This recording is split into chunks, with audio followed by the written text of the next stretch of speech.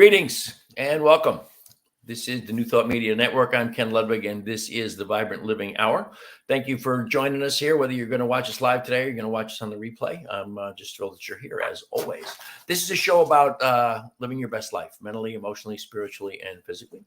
And I like to bring you guests who kind of reflect that, or people who have an example of their best life and maybe what they're doing to help others do the same. So today, my guest is someone who I've known for a long time. And it's funny, we talked before the show here about, I think I've known him since his wife was pregnant with their third child, but I don't know how old his daughter Cordelia is. So I don't know how many years that is. We'll talk about that.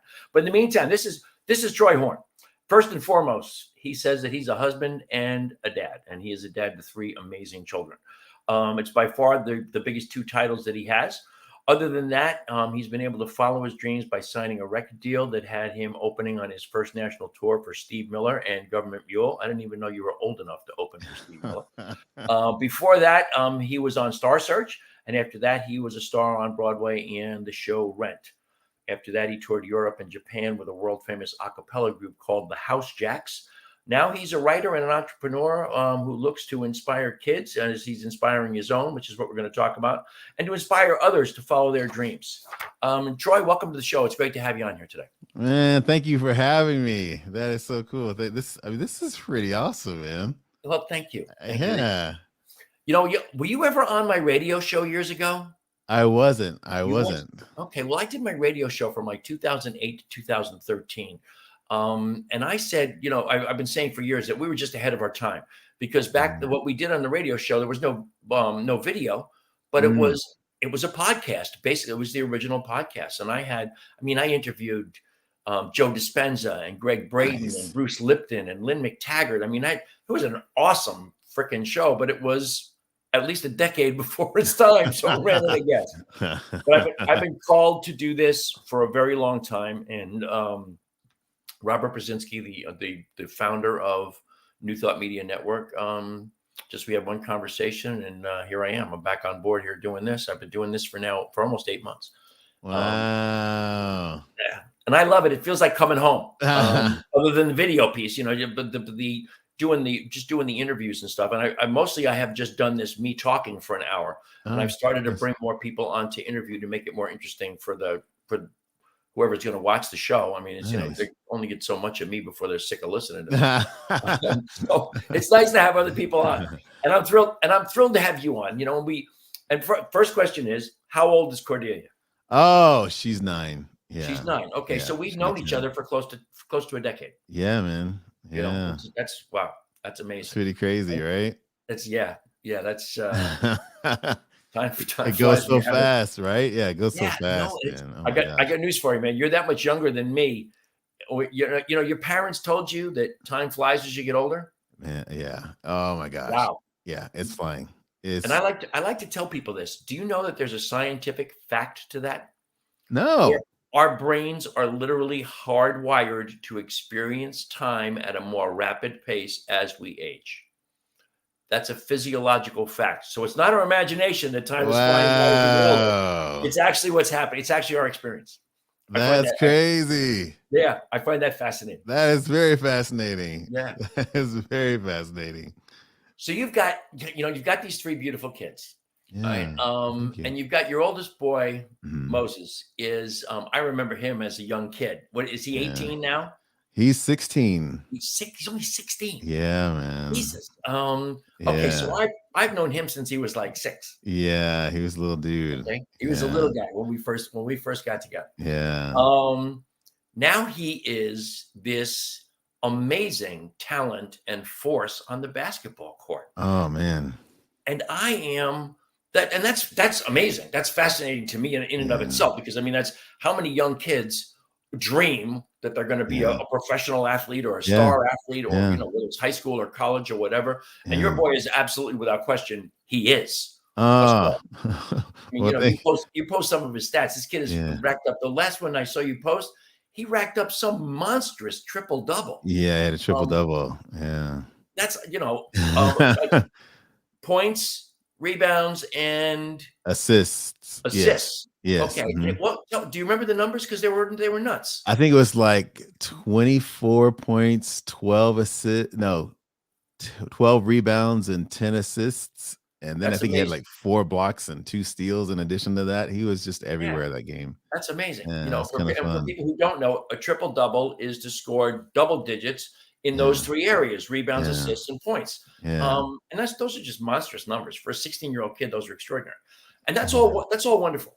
But Mm. my fascination is you and how Mm. you have encouraged this young guy, how you have been the biggest cheerleader Moses has on the planet is Mm. his dad, and there's no two ways about that.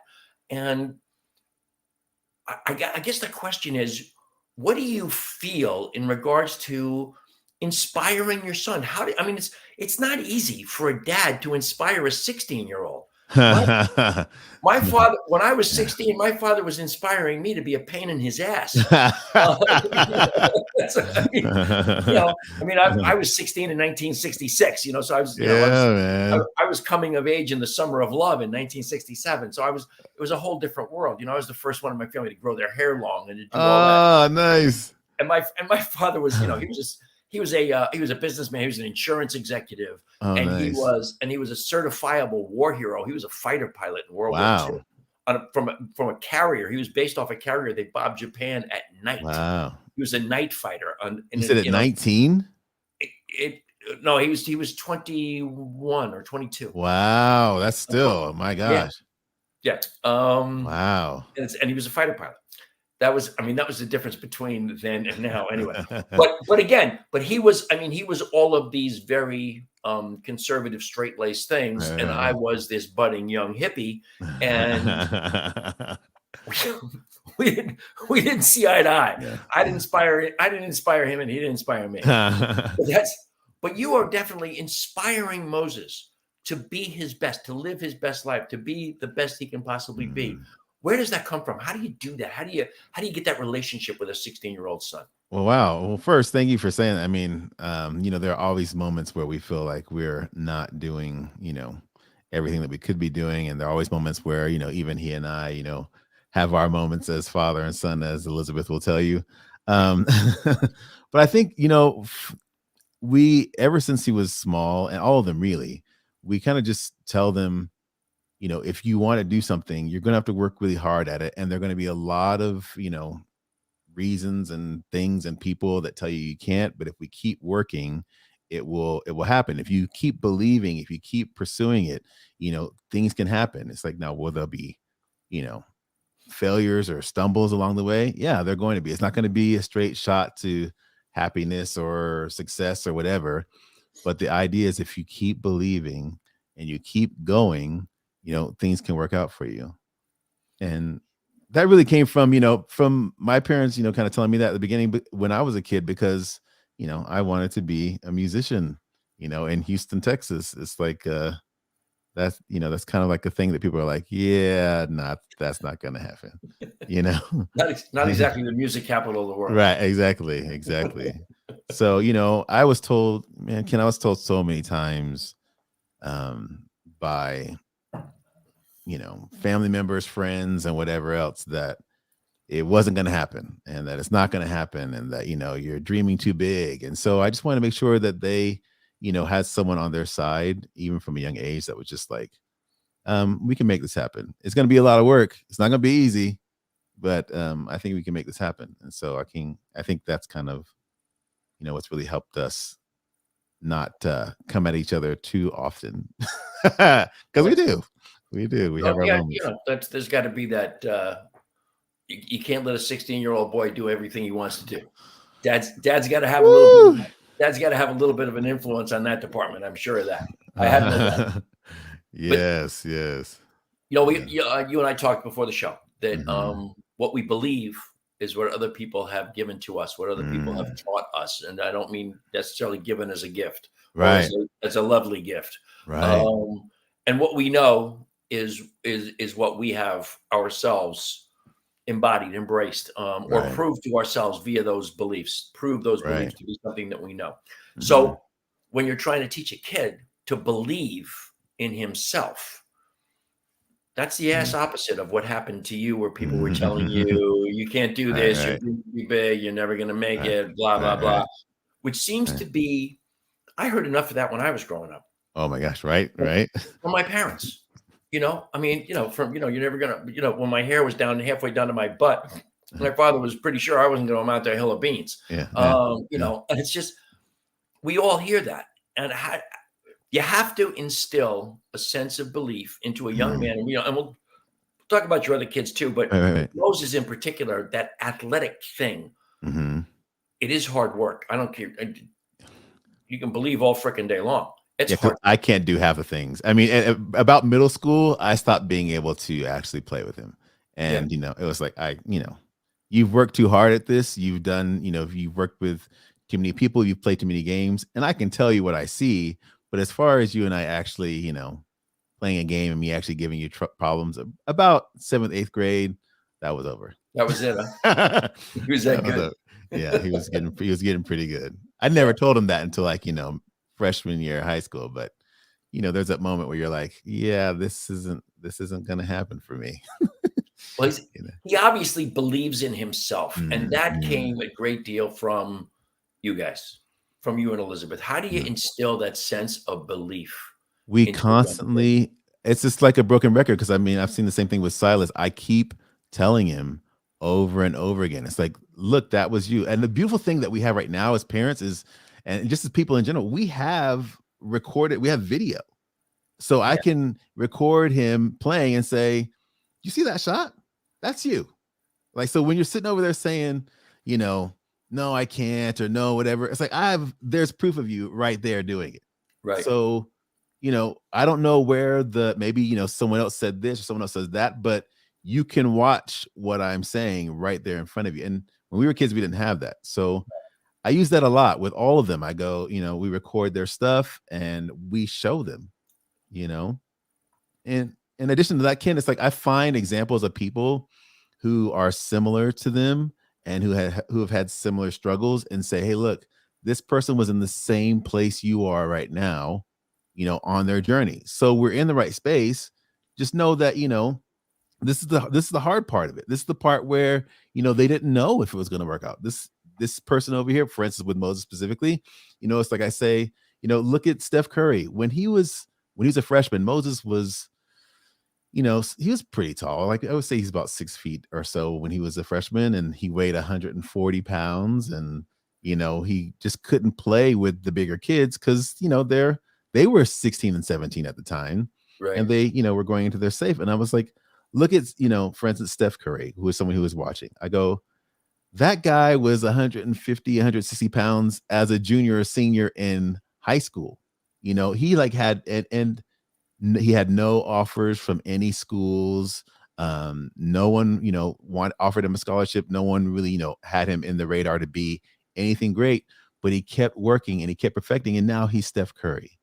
So the same thing is with, I think, Russell Westbrook. When he was a junior in high school, I think he was 5'10", 5'9", 150 pounds. No one thought he's going to be anything, but he kept working. There's so many stories. Right. And I find those stories and I share them with Moses specifically. I share them with him and say, look, the common thread between all of them is one, belief, and two, keep working. Whatever it is, hard work. Keep working. Right. Yeah. Because it does even out. It does catch up. Who was the great little guy? It was a point guard. Calvin Murphy, was it? Oh, nice. Yeah. Right? He was like 5'10". Yeah. Right. And was a star. Yeah. And guys, I grew up when the Knicks were the thing. Okay. Yeah, so Earl Monroe and Clyde Frazier. They were not big guys. No. But who could help when the two of them played together, right, as the point guard and the shooting guard, right, they were unstoppable. Right. And they won. Did they win 2 championships in like 69 and 72 or 73 with Willis Reed in the middle and Dave DeBusschere and Bill Bradley. Yeah, man. Up front, and Dick Barnett. Yeah. And who was the 6th man on that team? Do you know who the 6th man was on that team? Oh, No, Funny, I got goosebumps that I'm remembering this stuff. The sixth man on that team was the original Action Jackson. Phil Jackson was the sixth man on that team. Former What? coach of the LA Lakers. Yeah. Phil Wow. Jackson. And I can remember boy, the announcer's name now has gone right out of my head. He was the announcer for the Knicks for 1,000 years. Oh, And he named Phil Jackson Action Jackson because he would come off the bench and turn a game around. He was a guy who would dive into the crowd after a loose nice. ball and stuff. And he would just completely change the tenor of the game. He got just rebound like crazy and great defense. He wasn't a great player particularly, but he was just all over the place. He's all, and he, and that's the thing. It's like, when desire and skill, it just, you can't. I mean, those are amazing things. It's like those are the immeasurables that change everything, no matter what it is, no matter what you're doing. 100%, 100%. But in the sports realm, it's a big deal. It's a big deal to have that work ethic because you just nobody ever in the history of sports was a great shooter on the basketball court. Right. From the first time they ever picked up a basketball. No. Or the 100th. You work at it, you work at it, you work at it, and you take thousands upon thousands upon thousands of shots. Yeah. To perfect that. Yeah, I think the thing is like 500 shots a day, 500 makes a day. Like 500 makes a day. A day. Yeah. And if you're really good and you're making 50% of your shots, right? Okay, that's at least 1,000 attempts. Right, a day. Yeah. Wow. So it's a lot of work, but it's it's starting to really work out for him. So I'm really excited for him. I'm excited for him. Yeah. I'm excited to watch him. I watch all the videos you post, those little short clips of him doing it. I'm like, wow, this kid is truly amazing. Truly amazing. And how tall is he now? Right now he's 6'3". He's taller than me. He's like a couple of inches taller than me. I think he'll probably, grab a couple more inches throughout the rest of his thing here, probably around 6'4", 6'5" or so, which is good for him. I'm like, good for you, buddy. I'm looking up to him, which is kind of interesting, but he's gonna need to be a good ball handler. Yeah. He's not gonna be up front. Right. He's got to bring the ball up and move the ball. But this kid, I mean, he has he's really started to believe it himself, which is great. His younger brother Silas is really starting to pick it up earlier, I think, because he's been hearing me say it to Moses so often. So now with him doing video game stuff, which is something I knew nothing about, it's like he's starting to believe in himself way earlier, which is really cool to see. So I can only imagine, when Cordelia comes around, like, she's gonna be the. That'd be pretty funny. There. She turns out to be the dynamo of the whole. Yeah, she's gonna be awesome. Right.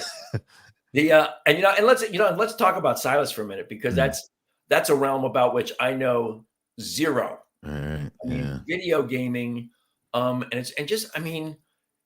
about Silas a little bit, because I'm not even sure I get where he's at. I understand what video gaming is, basically what it is, but he's really something in this. I mean, he's like Moses is a great ball player, but he's only going to play with a certain age group until he gets better and better and better. Right. Silas is playing with the big boys. He's playing with the big kids right now. And gaming has been, it's funny because the kid walks to our room and he says, I want to be an esports player. And this is like, when he's, I don't know, 7, 8, something like that. And of course, my first thought is no. But I don't ever say that. It's like, I think, okay, well, I've told them you can be what you want to be. So let's do some research and figure this stuff out, and see if this is even a thing, if it's a possibility. And Ken, I did some research, and these kids are winning scholarships to college. These kids are they're filling arenas, like arenas of people watching, and these kids are playing Fortnite's one of them. They're also playing a League of Legends, which is another one that's big overseas. It had more viewers. I think last year the League of Legends tournament had more viewers than the Super Bowl, and I think like the Super Bowl and the Major League Baseball series and basketball, something like that combined. That's how many Wow. viewers they had, because they had people in the stadium and then they had people watching online. Yeah. So these kids, I mean, it's such an opportunity, and I'm excited for him to actually be able to step into that. He's just started playing like officially professionally, a couple weeks ago, because you have to be 13 to actually start doing it. So he just turned 13, so now he can, go for all the tournaments and stuff like that. So he's excited, and I'm excited for him because he's Yeah. pretty good. He's That's pretty pretty good. amazing. And Yeah. there's actually money at stake here. Yeah. I mean, there are little smaller tournaments that they're playing. The cash prize is, I think, like 600 for the top, and then 200 or 300. So they play those every week, with a chance to do that. And then in addition to that, they have the World Cup where, the top players go, and these top players are winning hundreds of thousands and in some cases millions of dollars, from these tournaments. And on top of that, you have the tournaments that go on weekly, which is, like, I guess it could be their, regular income or whatever. Then if they happen to get good enough to go play in the championship, they can win at hundreds of thousands of dollars, have sponsorships, and even millions of dollars, and do that. And then in addition to that, they have other revenue, like YouTube channels, because people get to hear about them. And so people are watching them on YouTube, and they have streaming income as well. So they have multiple streams of income from gaming, and it's just mind-blowing. It's Wow. pretty amazing. Yeah. It's pretty amazing. And, Yeah. I get, I guess we're just the wiring of my own brain. I'm thinking about gaming, and my reference point for gaming is Pong in the bar. Yes. When I was 18. Nice. Yeah. Yes. Pop. Yes. Now these guys are like, they're masterminding entire lives and kingdoms and things on. Wow. Amazing. Yeah. I mean, they move so fast. I can't even compute like how quickly he sees a target and, hits it with he's doing it with mouse and keyboard. So it's pretty amazing. It's pretty amazing. Yeah. I've maintained for a very long time that our kids their DNA is different from ours. Yeah. They actually, I mean, it used to be a joke years and years and years ago that, when you got your first VCR, you got your 6-year-old to program it for you. It was all really funny, except for the fact that your 6-year-old didn't really have any points of reference from which to navigate. They just kind of understood. And I think that's true of everything to do with computers and the internet and gaming and all of those things. They've never known a world that didn't have it. Right. Right. They all have this thing, which, we've all heard a gazillion times, has more computing power than all the computers that are involved in putting the man on the moon the first time, which is just scarier than hell for me when I think about it. Right. But this is a phone. Most people don't even know that. You can actually pick this up and call someone. Right. Right. It's one of the unique features. Right. It's like a hidden feature. Well, the hidden feature, right? It's like all the other ones. But my phone experiences, I always talk about the fact that the biggest innovation when I was a kid and on the telephone was when we got the 25-foot cord for the phone that hung on the wall in the kitchen, and you could actually walk down the hallway with it. Man. Underneath it. It could reach to the room possibly, or to some like little place where you could be away from everyone. Yeah. Yep. And I always, this is just silly to be off on this subject, but I can remember I'm the oldest of 9 children. So that phone got a lot of friggin' action, especially I got 5 sisters. So as they got older, it got a bucket load of action. and my father would come home and he would go to get on the phone, and that 25-foot cord would be all tangled and mangled underneath it from nobody like putting it back the way it's supposed to be. Right. That would piss him off. And my father was the kind of guy, he made you take responsibility, so I don't know that he ever untangled that cord. The nearest kid in the room got told, come untangle that cord. Yeah. Because whether you did it or not, you had something to do with it somewhere along the line. Untangle that thing. Yeah. What's funny that you say that is there's something to that as well, as far as, talking about motivating these kids. and just ourselves in general is taking responsibility. It's like when, if you tell them, it's like, look, did you have the result that you wanted? And okay, if not, why not? And did you do everything that you needed to do to have the results? Because, if you didn't, and this is with adults and with kids, if you didn't, then why didn't you? And how did you expect to have a different result if you didn't take responsibility, take responsibility for the fact that you didn't do your 500 shots, or you didn't watch your video, or you on gaming, or you didn't do your research on, your piano lessons or whatever. So your dad, yeah, I mean, that's huge. Yeah. Taking responsibility. And we live in a world where by and large, people kind of forget that piece. Yeah. And we live in a world, I'm somewhat of a political junkie. And Right. we live in a world where we should never refer to our politicians as leaders, but Right. in some senses they're referred to as leaders, or they're recognized as leaders in some way, shape, or form. And they take responsibility for nothing. Right. Nothing. Right. They are grown people. We have an entire segment of the population that is living on telling a lie that they absolutely know is a lie, and taking no responsibility for that. Yeah. That's not a model for our kids.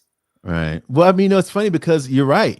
But I think that it's interesting because that you say that, because I think also just general population, right?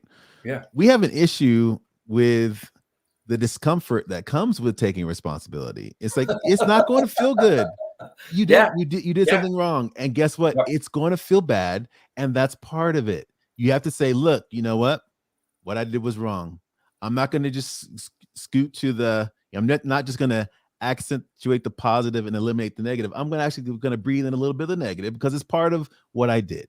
So I'm going to take responsibility, and I know this is not going to feel good in the process, but in the process of taking responsibility and having the part that doesn't feel good, I know that together we're going to grow towards something that's better. And we can't grow if we don't go through the part that doesn't always feel good. So I think, that's part of taking responsibility, is knowing that part of it's not going to feel great. Yeah. Taking responsibility is not a walk in the park. It's not like, it's not all ice cream and cotton candy. Taking responsibility means that you have to accept your role in whatever your outcome is or was. Yes. And you're 100% right. Sometimes that feeling is not so comfy. Oh, it's horrible. Yeah. We have a mutual friend, Barry Ebert, who always says it always comes back to me, and I hate it when that happens. Hey, right. Right. Yeah. It always comes back. Always comes back to always me. Yes. And I hate it when that happens. But it's true. Yeah, it's the truth. We live in a society where it's too easy to point a finger. Everybody's blaming somebody else for whatever happened. And it totally eliminates the need to take responsibility. Right. We go back to the phone thing. This is the thing with me about not taking responsibility. Back in the day, if I called you and you were on the phone, I got a busy signal. Right. If you are not home, the phone kept ringing and no one answered the phone. Right. Now, I called you. I wanted to talk to you. The responsibility to follow up on that was still mine. Right. Then we invented the very first evil was the answering machine. I had one of those cool. Roy, it's Ken. I want to talk to you about something. Call me back. I've just relinquished my responsibility and placed it entirely on you. Right. And we've done nothing but take that technology and made. I always joke that as we invent more and more and more ways to communicate with one another, what we've really done is create more and more and more ways to ignore one another. Right. Yeah. Right. Yeah. Whatever the mode, texting, whatever it is, Yeah. But it's funny. And I'm done. Yeah. Well, no, because I mean that's what I tell these kids as well. I go, who wants the response? Do you want the response, or do they want the response? Bingo. And if you want the response, if they didn't call you back, that's on you. You need to keep calling until you get the response you want, because you're the one who wants it, not them. Exactly. Yeah. That's taking responsibility. Yeah. As opposed to giving it to someone else. Right. Right. This is what I want. I'm now telling you to do the follow up. Right. No, Yeah. that's not how it No, works. you have to. Yeah, I'm gonna follow up until I get what I required, or you tell me no, and then Yeah, at least then I have the response. Now I know. Okay, yeah, that's not an avenue that I can take because they said they're not interested in whatever product or help or whatever it was that I was looking for. whatever it Yeah. was. Right. Yeah, man. So it's, Definitely. so I got a question here from the audience. Oh, cool. And the question is, they want to know about your techniques. Do you actually have techniques that you use with your kids or with other people when Mm, you're looking to motivate, to inspire? It's actually really inspire because you can't motivate anybody. right, People are right, right. they're motivated by what they're motivated by. In my industry, in the network marketing industry, we talk all the time about the fact my job is not to motivate people, it's to Right. find motivated people. Right. One of Which the is big two different animals. Yeah, very true. Yeah, man. I think if any technique I would say specifically with myself or with kids is something I learned from actually studying sports with Moses and just studying everything as far as like self-help and whatever with myself. And that is keep saying what you want to see, because your words are powerful, your words are creative. So with them specifically, I will say, man, you're really good at whatever. You're really great at doing this. You're really great at doing this. And sometimes I even tell them, I go, sometimes I'm saying it because I want it to be, and you're not there yet, but I know that you can be. I know that you can be great at whatever. So we're going to keep saying it and we're going to keep affirming it until we manifest it. And it always manifests itself if we just keep saying it. Kind of like what was his name? Muhammad Ali. He kept saying, I'm the greatest. Yeah. And he hadn't won anything. He said it from the beginning. He said it before he won anything. Right. He said it when he was Cassius Clay and he hadn't Right. done a damn thing. Hadn't done a thing. Hadn't beat anybody. Nope.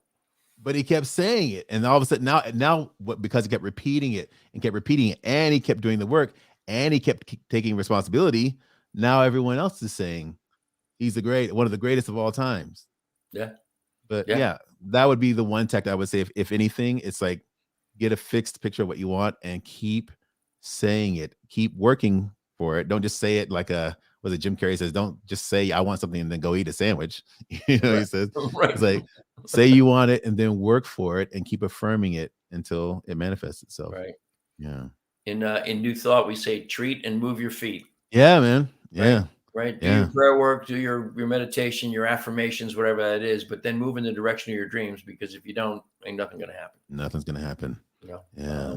It's one of my favorite. I think I've repeated it on the show a number of times, but one of my favorite sayings is from Goethe, which is whatever you can do or think you can, begin it.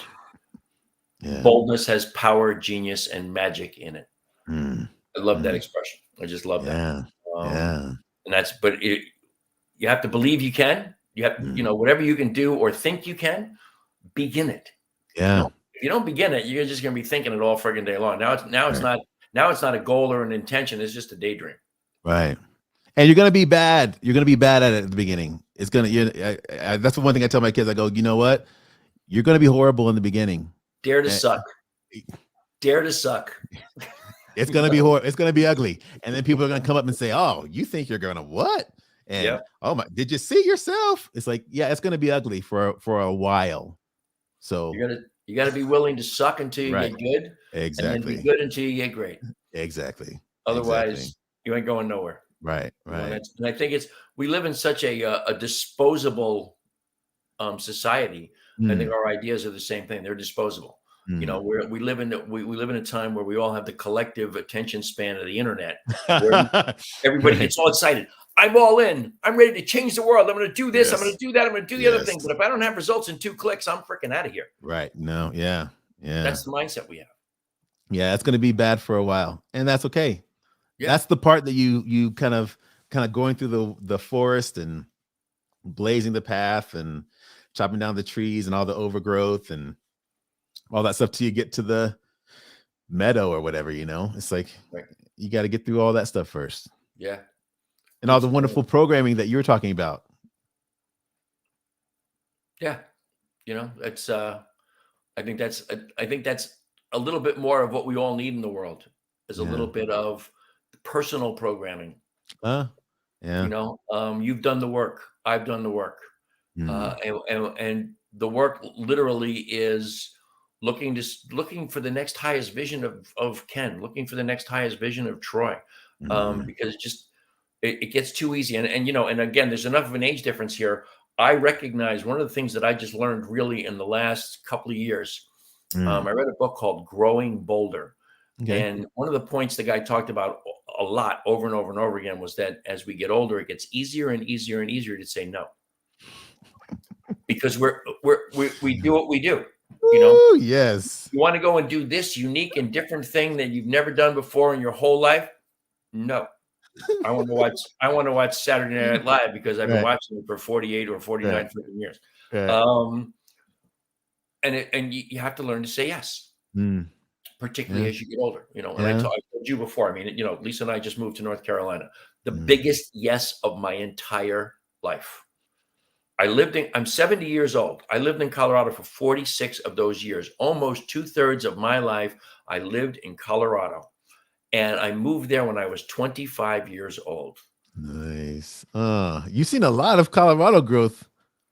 Oh, God. Well, that's one of the reasons I'm in North Carolina. So it's a little too much Colorado growth. So point of reference for people who don't know these things. When I moved to Colorado, there were 1.5 million people in that entire state. Now there are almost 6 million of them, and 3.5 million live on the Front Range, in the front of the Right. mountain, Yeah, yeah, right? yeah. So that's a different place. Wow. That's a whole different place than what I moved to. Yeah, that's quite different. That's Yeah, definitely different. quite different. So we came to North Carolina, and we're North, and I don't want to get too much on my story here, but North Carolina has almost exactly half the land area of Colorado, Okay. and almost exactly twice the population. There's almost 10 million people that live here, or a little over 10 million. Wow. But just like Colorado, everything's on the Front Range. Here, they're all on the coast. They're in the town I'm in now, Raleigh, or in Charlotte, Okay. or Winston-Salem, or the other big cities. But Mm, over against the Blue Ridge Mountains on the western side of the state, mhm. much more sparsely populated, and that's where we're going. Nice. Where we were living in Metro Denver, in the Metro Denver area, in a suburb of the metro area, just too crowded, too noisy, too many Yeah, cars, too many people, too yeah. much ugliness. Mm. Yeah, just I don't want to go there. That's not what we're about. So when Definitely. you one of the things that I think you're espousing in your kids is to seek their greatness. Mm, mm. What's your thoughts on seeking your greatness? How do you focus yourself? I mean, you've accomplished so many things that you wanted to do in this world, and Mm, obviously one of your biggest focuses right now is to be the most amazing dad ever, whether you want to say that out loud or not. mm, But that's obviously part of what you're doing in the mm. world. How do you step into your greatness? Man, I don't want to bring us down, but I got to be honest and answer your question. Yeah. Um, I know that all this, as far as Troy and life existence, has an expiration date. And I want to make sure that whatever happens when that time comes, I have done all the stuff. People talk about reincarnation. We're going to come back. It's like, if I come back, that's great. If we Yeah. do reincarnate, that's great. But I Fabulous. want to make sure that this go around, I did all the stuff that I wanted to do. And with them, I kind of want to instill that in them as well. They're not young enough or old enough to understand it yet. I'm like, we have so much time, we have so much life. And if you have the gift to wake up in the morning, it's like you have 24, 12, 13, whatever many hours you want to, use to go after being something great. And for me, it's just I don't I when my mom was old, when my mom passed, it's like I was sitting in the room with her, and I was there when she took her last breath or whatever. And no matter how much I wanted to go with her and be with her, it's like this was her journey. I can't go with her. And even in that moment, she was teaching me, it's like when you get to this point, it's like it's you. So you better make sure that you at least tried the stuff. You don't have to be successful at all, but at least give as much of it as you can a go. And so for them, I'm like, you want to be a gamer? Let's go do it. You want to be a professional basketball player? Let's go do it. Let's go find out how you can be the best with the skill set or with the body or with the whatever that you have. Say with all of them. And then also with myself, I'm like, hey, you're 47 years old. Let's go out and what else do you want to do? Because it can change. It's like for a long time it was music. I wanted to do music. Now it's like I want to watch these kids grow and help them. And then after that, it's going to be I want to go travel and see as much of the world as possible. But we all have, I think the idea is that we all think we have so much time. And it's like, I know for myself that in my experience, we don't. And so it's like, go out and just be daring, be bold, be great, because we have the opportunity every time we wake up to go do that stuff. So go do it. Don't limit yourself, Wow. Yeah, man. I love it. I love it. And I'm very conscious of, at 47 years old, you could be more or less, give or take, halfway through your life. At 70 years old, I am way closer to the end than I am to the beginning. But Ken, it's important to stop and think about, what? How much time do I have to waste? Bonnie Raitt has a great line in one of her songs. Yes. Life is mighty precious when there's less of it to waste. Yeah, wow. Man. It's a big deal. Yeah, but that's the thing. It's like not to put that out into the world, but it's like I could be closer to the exterior than absolutely. Nobody knows. Nobody knows. So it's like, what are we afraid of? It's really funny. I just read something or saw it on the internet yesterday. It was about something else entirely. I don't know what the hell it was, but for some reason, the actor John Ritter came just through the story, part of the thread or whatever. And the fact that he dropped dead at whatever he was. I mean, God Almighty, I hate to say this. I think he might have been 47. Yeah, 48. Yeah, somewhere in there. Yeah, but he was working, got a headache, and was dead before the sun set. Yeah. I mean, or that's just, you just don't know. None of us knows. So be fearless. Like, go for it. Yeah. Go for it. Yeah. It's a great lesson. It's a great thought process for any of those of us who are those of us who are aging, which is, let me think. Oh yeah, all of us. It's, right. It's a great lesson. It's, you don't know how much time you have. And every minute that you waste is one less minute that you're going to accomplish something in this world. And it's not like you can't just sit on your ass and do nothing on days when you want to sit on your ass and do nothing. Right. That's fabulous.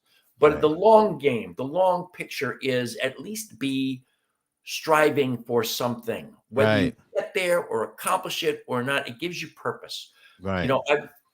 Again, in my industry, network marketing, they talk all the time about your why. What is your why? And I have struggled with that in my whole life. I don't know what my why is. And I don't know what my purpose is. But about, I don't know, just within the last 6 months, it all came to me in a meditation one day. I have one reason to be here. And this may just only be a function of being as old as I am now, but I am here to be a beneficial presence, whatever that looks like. Yeah, man. That's my why.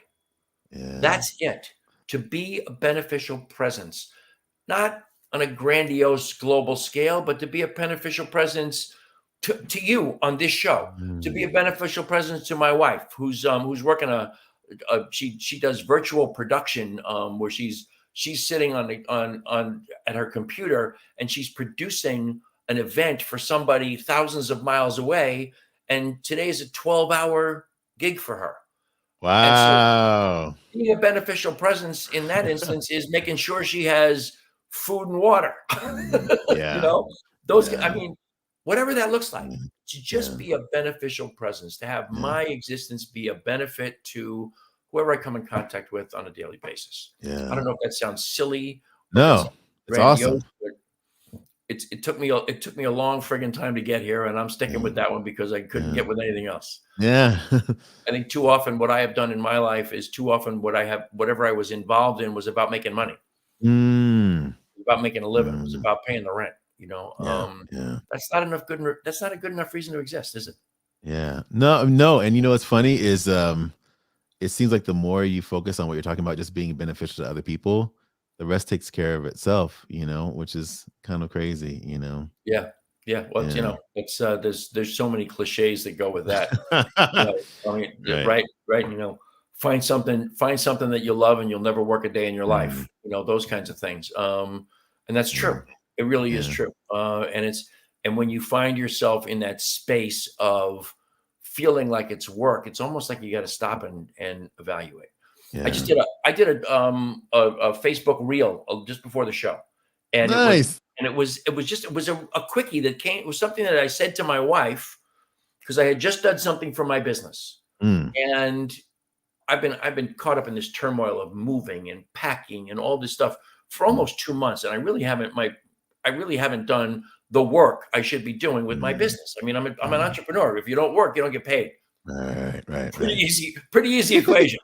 It's real simple. Definitely. Um, but I made this comment to Lisa, and Lisa said, "Wow, that should be a Kenism." She said, "You should," which is my Instagram thing is my whatever it is. My name on Instagram is Evolving Hippie, and I do things that are called Kenisms, and I just put Nice. Kenism on whatever the little video is.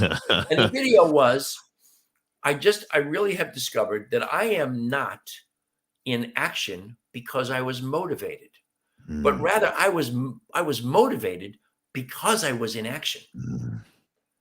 I don't do things because I'm motivated to do them. I get motivated because I started. Right. Yeah. Yeah. And if I'm moving in the direction of what I want to accomplish, that's the motivation. So the real key piece is back to Goethe's thing, whatever you can Mm, do or think you can, begin it. right. Yeah. Or one of my favorite expressions in the world is from MLK. Faith is taking that first step when you can't see the whole staircase. Yeah. Yeah. But if you don't take that first step, you're never going to Not see the gonna happen. second one. Yeah. No, not at all. You'll Not at never all. see any of the staircase if you don't take. Yes, not at all. Not at all. That's Yeah, man. I think that's a lot of what you're doing with your kids. I think it's a lot of what your kind of your whole MO is here around about seeking your greatness. Yeah, man. Just I mean, go for it. You have nothing to lose. Like, go for it. Yeah. Exactly. Yeah. You really don't have anything to lose. No, It's no. just yeah, it's that simple. You don't have People will anything. tell you that you do. Yeah, They'll tell you they've got a lot to lose, but they're wrong. right. You don't. In the end, you Right. got there's a Peter Paul and Mary song called "The Great Mandela," and it really comes down to about doing nothing. And if you lose, you've only wasted your life, Mm. that's a big deal, you know. But if you don't start, you never get an opportunity to get anywhere past any of that anyway. Yeah, man. Yeah, You have man. to you have to Yeah, begin. You have to do something first. definitely. So what are Definitely. you doing? What is Troy Horne doing besides being this incredible motivator for his children? I'm actually kind of stepping into a space of just I'm starting a podcast and I'm starting like writing a book and just kind of doing the same kind of thing because some people ask me how do you do that for them and then how do you do that for yourself, and so I'm kind of putting it all down so that maybe hopefully someday it will help other people, kind of like what you're doing here, helping other people, um just kind of have a different perspective or a different outlook on what's working for us and what hopefully will help them figure out what works for them. So writing a book, kind of creating some audio podcast audio stuff, and eventually within a month or two going to release all that stuff out into the world, and just to have people have it. I mean, there's no really big, like you said, there's no big grandiose plan. It's just like people ask, so here's something that can tune into, and hopefully it'll help you. Right. Yeah. What's the podcast going to be about? It's gonna be it's called what's it called? I have the URL and I should have memorized this, but it's called Your Solo Show or something like that. But it's basically about, I'm an entertainer, so I've been doing that for a while, and in every show you have a solo moment where it's your big speech or your big song or whatever. And so the idea is that, kind of focusing on your performance in this thing called life, your solo show, your solo moment. What is it that you're giving? What is it that you're contributing to the world or to the show this thing called life. So, and Wow. how do you get the most out of your performance, your life performance, not necessarily singing or acting or whatever, but just your life performance in general. So, yeah. That's very cool. I love Yeah. that. Pardon my phone beeping here in the background. Oh, you're good. You're totally good. Turn that thing off. No, that's very cool. I love that. I love that idea. Thanks. And I'll be a guest.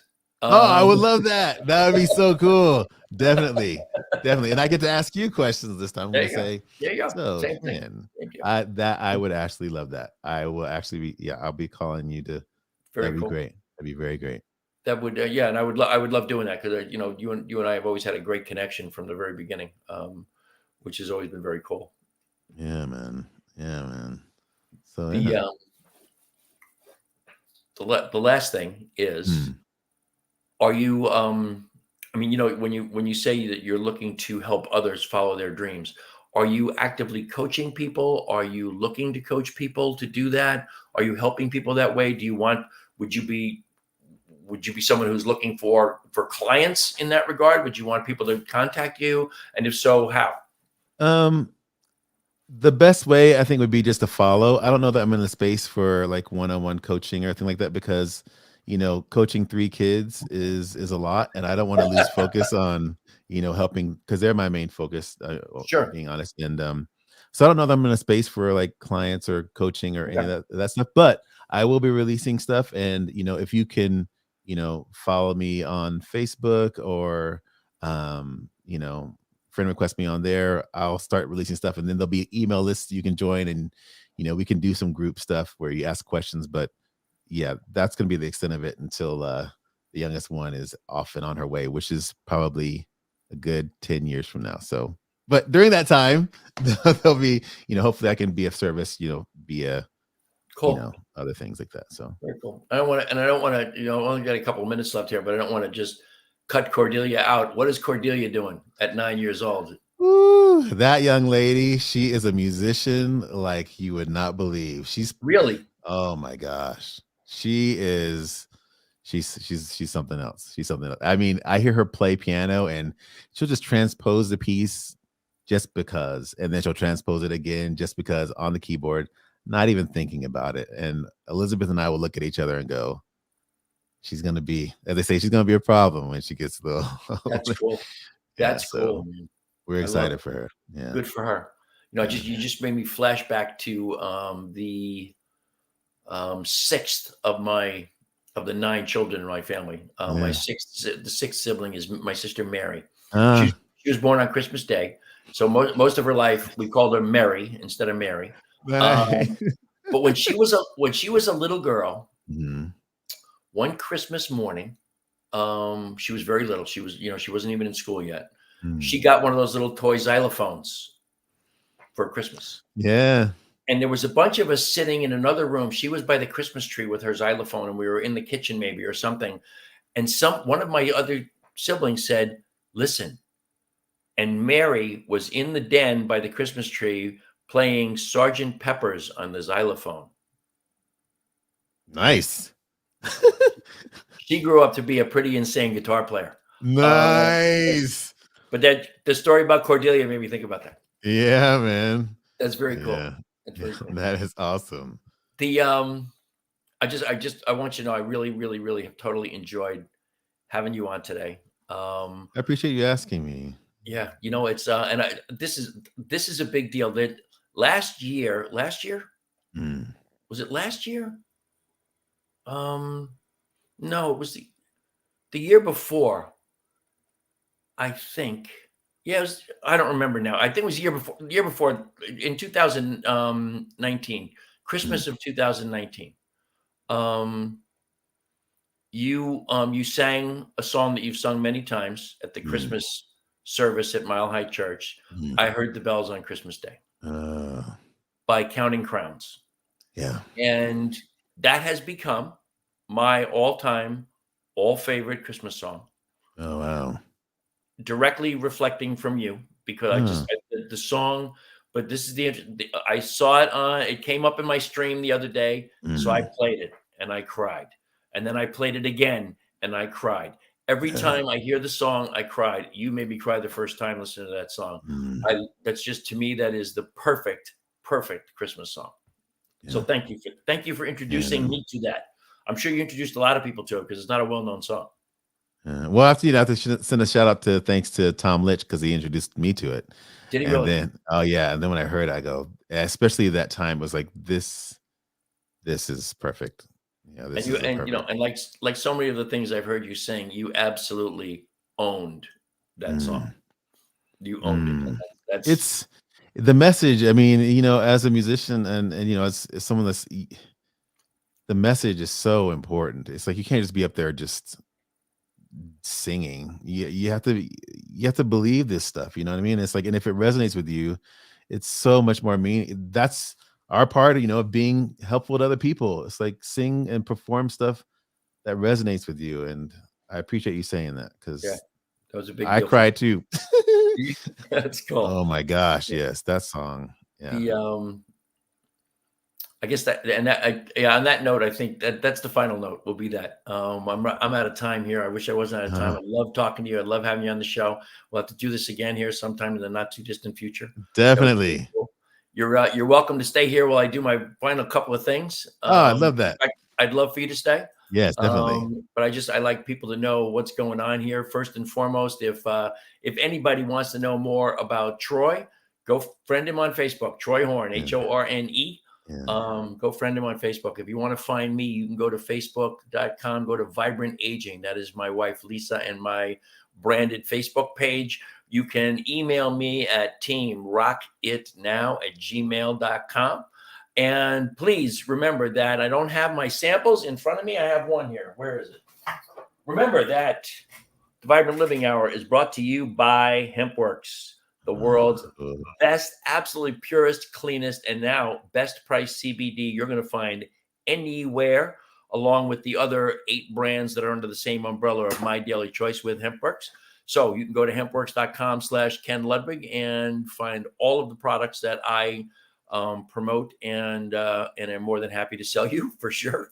yes. Um, and this is, and I don't know why this has gotten so small all of a sudden. It used to be a whole lot bigger. I don't know what's going on, but remember that New Thought Media Network is a non-profit organization. We live and breathe by virtue of donations. So if you are so inclined, if you like what we're doing here, if you like the all of the amazing shows and entertainment that we have on the New Thought Media Network, please go to our website, ntmedia.org. Click on donate, and we are more than grateful for anything and everything that you will donate to us anytime. Thank you very much for that. I think we're done with that. I want to get the HempWorks thing up here one more time, and I don't know where it went. There it is. There we go. This is one of the beauties of this particular software, Troy. Is I produce the whole show myself. I mean, That's awesome. I click all the buttons. I do it all right in front of my face. That is cool. So to the audience out there, as always, I am immensely grateful for the great gift of your time and your attention. I wish you all the love and blessings the universe has to offer. I hope you will join me next week right here on Thursday, 2:00 Mountain Time, 4:00 p.m. Eastern Time. Once again, Troy Horne, thank you so much, my brother, for being here with us. Until the next time, my friends, namaste.